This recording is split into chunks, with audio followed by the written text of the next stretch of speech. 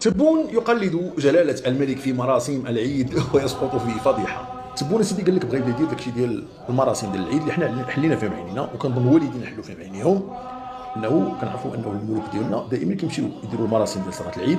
بس نسولكم على سؤال، كاين شي واحد فيكم كيامن ان تبون بالفعل كيصلي؟ تبون سيدي الا كان كيصلي، انا سيدي بريء من دم الاسلام.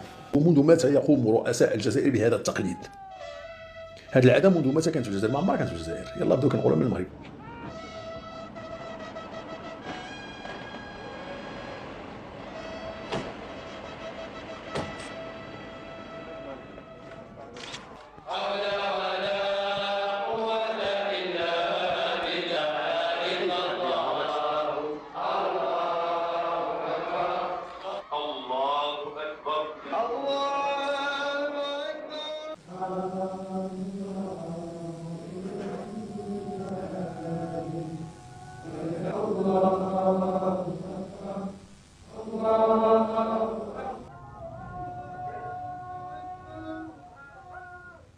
وهو من ثالث قوى محروم والله تعالى يقضي.